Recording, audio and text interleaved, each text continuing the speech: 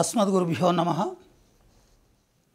20వ పాశురంలో స్వామి యొక్క రక్షకత్వాన్ని చెప్తూ ఉన్నారు. 33 కోట్ల మంది దేవతల యొక్క ఆర్తిని విని అవతారాలు ధరించి రామావతారం, కృష్ణావతారం, నృసింహావతారం, ఏ అవతారమైనా కూడా పరమాత్మ యొక్క అవతారం పరిత్రాణాయ సాధూనాం వినాశాయ చ దుష్కృతాం ధర్మ సంస్థాపనార్థాయ సంభవామి యుగే యుగే అంటారు కదా. ఆయన శిష్టరక్షణమే మొదలు కర్తవ్యం, శిష్టరక్షణమే. దుష్ట శిక్షణ తర్వాతి అంశం. దుష్టులను శిష్టులుగా మార్చాలని ప్రయత్నం చేస్తుంటారు స్వామివారు.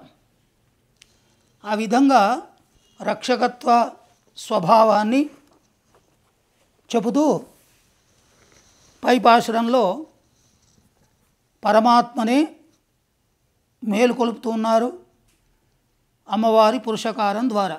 ఇక్కడ కూడా ఇప్పుడు చెప్పుకున్నటువంటి పాశురంలో కూడా కృష్ణుడే పరమాత్మనే, కృష్ణ పరమాత్మనే మేలుకొలుపుతున్నారు. ఈ పాశురాన్ని అనుసంధానం చేసుకుందాం. ఏ తక్కళంగల్ ఎదిరి పొంగి మీదళిప్ప மாத்தாதே பால் சொரியும் வள்ளல் பெரும் பசுக்கள் ஆத்தப்படைத்தான் மகனே அறிவுராய் ஓ தமுடையாய் பெரியாய் உலகினில் தோத்தமாய் நின்ன சுடரே துயிலடாய் மாத்தாருனக்கு வல் துளைந்து உன் வாசருகன் ஆத்தாதுண்டு உன்னடி பணியுமா போலே போத்தியாம் வந்தோம் புகழிந்தே ఏలోరెంబావాయ్. నందగోపుని కుమారుణ్ణి వీరు ఆశ్రయిస్తూ ఉన్నారు. ఏమిటంటే ఇక్కడ పొదుగు క్రింద ఉంచబడినటువంటి కుండలు బాగా నిండుతూ పొంగి పొర్లు పోతున్నాయి పాలు. అటువంటి అసంఖ్యాకమైన ఉదారములైనటువంటి బలమైన ఆవులు గల నందగోపుని కుమారుడా మేల్కో. పరమ ప్రమాణమైన పరబ్రహ్మస్వరూప, ఆశ్రిత రక్షణ, ఈ లోకంలో ఆవిర్భవించిన జ్యోతిస్వరూప, నిద్ర నుంచి మేల్కోవయ్యా. శత్రువులు నీ పరాక్రమానికి లొంగి మేము కూడా నిన్ను విడిచి ఉండలేక నీ పాదములను స్మరిస్తూ మంగళాశాసనం చేయడానికి వచ్చినాం.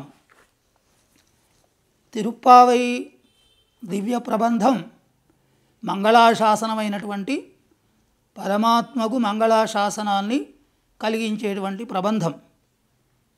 గత పాశురాలలో చెప్పుకున్నట్టుగా విష్ణుచిత్తుని భట్టనాథుని పెరియాళ్వార్ల పుత్రిక అయినటువంటి గోదాదేవి తిరుప్పావులో పెరుమాళ్లను మంగళాశాసనం చేస్తున్నది. రామావతారంలో పట్టాభిషేకానికి సన్నద్ధమవుతున్నటువంటి రామచంద్రస్వామి వెళుతూ ఉంటే సీతాదేవి మంగళాశాసనం చేసింది రామచంద్రస్వామికి. ఆయన బాగుండాలి అని, భర్త యొక్క క్షేమాన్ని కోరుకోవడంలో భార్యకు తప్పు లేదు కదా. అట్లాగే ఇక్కడ పెరియాళ్వార్లు మంగళాశాసనం చేశారు పెరుమాళ్లకు. ఆ విధంగా ఈమె కూడా అనుకరిస్తూ ఉన్నది. ఇక్కడ ఈ పాశురంలో వీళ్ళు నందగోపుని యొక్క కుమారుణ్ణి ఆశ్రయిస్తున్నారు, కృష్ణుని మేలుకొలుపుతున్నారు.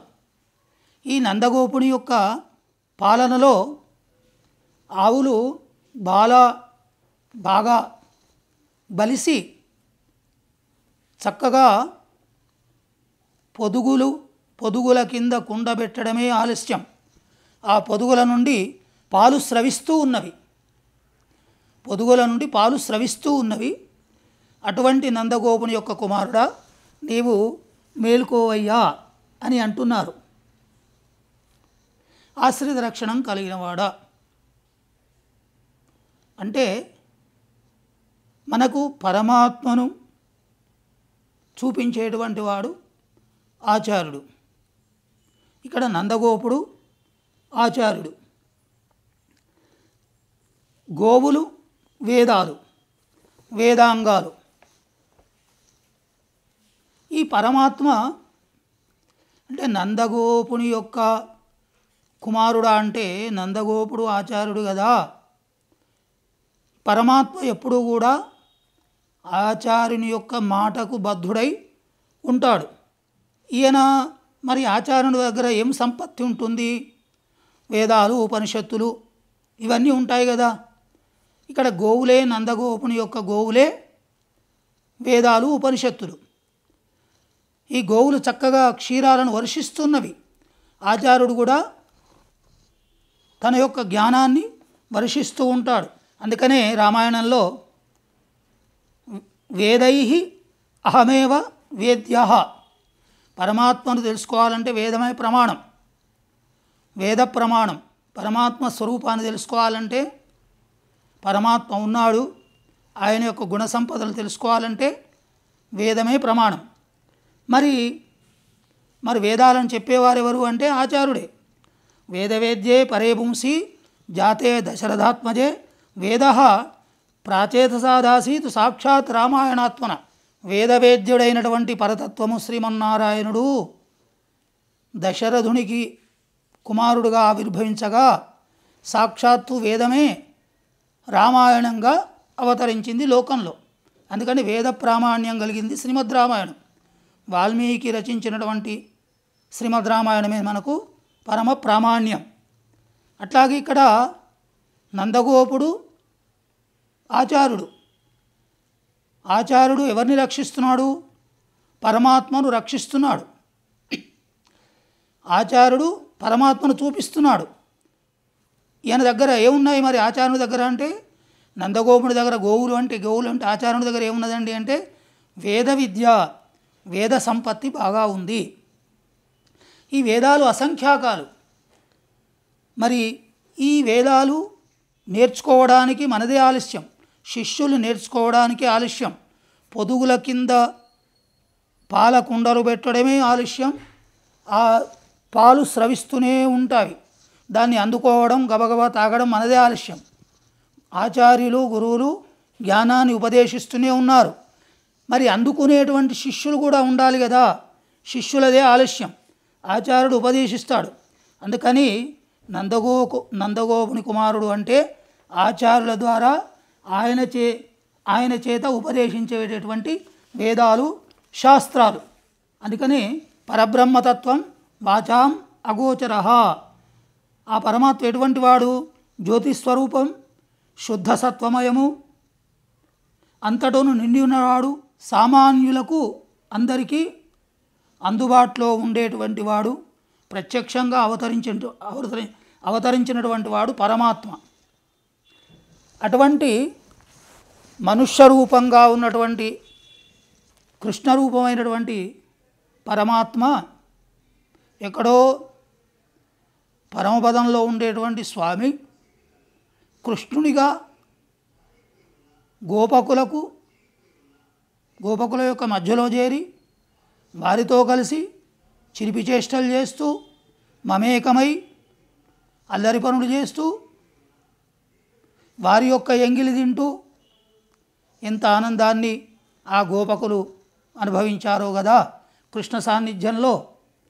అటువంటి మనుష్య స్వరూపమైన పరమాత్మకు నీకు మంగళాశాసనం చేస్తున్నామయ్యా అని చెప్పి ఈ ఏత్తక్కళంగళ అనేటువంటి 21వ పాశురంలో 21వ పాశురంలో గోపికలందరూ కలిసి పరమాత్మను అమ్మవారితో కలిసి మంగళాశాసనం చేయడానికి వచ్చినారు. రేపటి 22వ పాశురంలో మళ్ళీ ఆ పాశురాన్ని అనుసంధానం చేసుకొని దాని యొక్క అంతరార్థాన్ని, తాత్పర్యాన్ని మననం చేసుకుందాం. జై శ్రీమన్నారాయణ.